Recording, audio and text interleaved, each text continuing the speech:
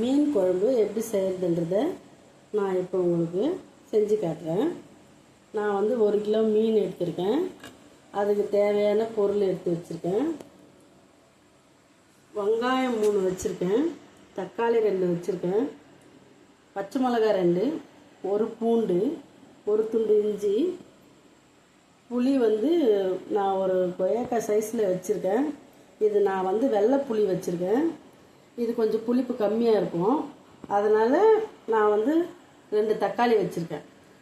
கருப்பு புளி போட்டிங்கன்னா புளிப்பு அதிகமாக இருக்கும், நீங்கள் ஒரு தக்காளி போட்டிங்கன்னா போதும். அதுக்கப்புறம் கருவேப்பிலை, கொத்தமல்லி, அதுக்கப்புறம் வந்து அதில் போட வேண்டிய மசாலா ஐட்டம். 1 ஸ்பூன் தனியா வச்சுருக்கேன், 1 ஸ்பூன் மிளகு சீரகம் வச்சுருக்கேன், 1 ஸ்பூன் தனியா வச்சுருக்கேன், 1 ஸ்பூன் வெந்தயம், 1 துண்டு பெருங்காயம் வச்சுருக்கேன். நீங்கள் தூள் பெருங்காயம் இருந்தாலும் போட்டுக்கலாம், 1/2 ஸ்பூன் போட்டுக்கலாம். இது எல்லாமே வறுத்து பொடி பண்ணி வச்சுக்குவேன். இது 1 ஸ்பூன் போட்டால் போதும் மீன் குழம்புல. நான் இது மீன் குழம்பு எப்படி செய்யணுன்றதை நான் இப்போ செஞ்சு காட்டுறேன். எண்ணெய் விடுறேன். கடாயில் 3 குழல் கரண்டி அளவு எண்ணெய் போட்டிருக்கேன்.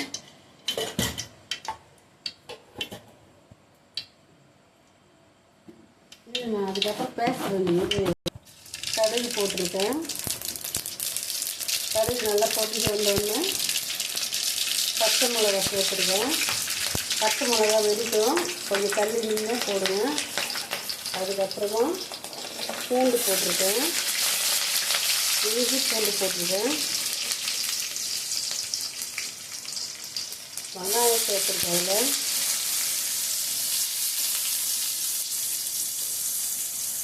கொத்தமல்லி, கருவேப்பிலை. இது வந்து கொஞ்சம் நல்லா பொன்னிறமாக வர வரையும் நல்லா வதக்கி விட்டுக்குங்க.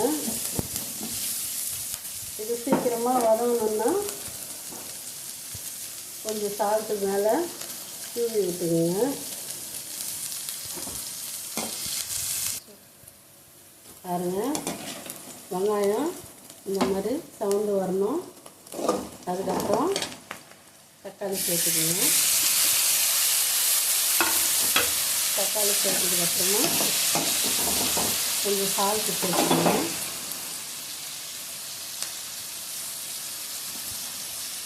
அதுக்கப்புறம் கொஞ்சம் மஞ்சள் பொடி சேர்த்துக்குங்க, 1 ஸ்பூன் சேர்த்துக்குங்க.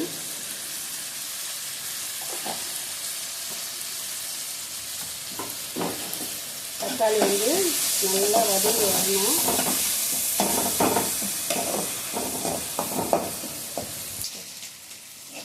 பாருங்கள், இந்த மாதிரி வதங்கி வந்த பிறகு தக்காளி வெங்காயம்லாம் இப்போது நம்ம மிளகாத்தூள் சேர்க்க போகிறோம்.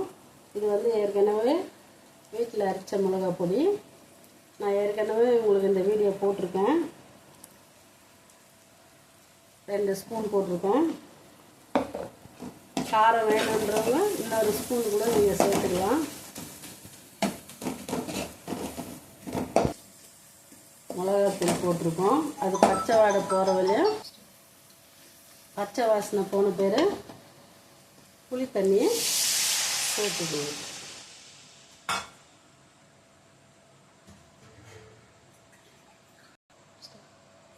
தேவையான அளவு தண்ணி சேர்த்துக்குங்க.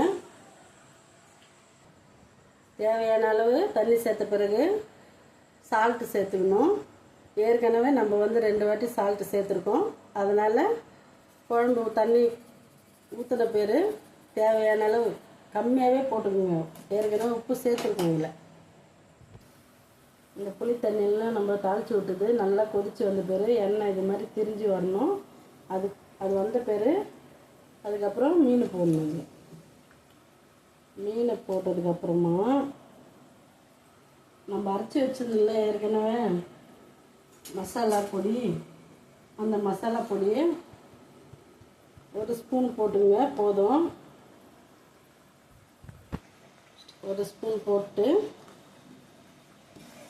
கொஞ்சம் இப்போவே கிண்டி விட்ருங்க. அதுக்கப்புறமா நம்ம கரண்டி போட முடியாது.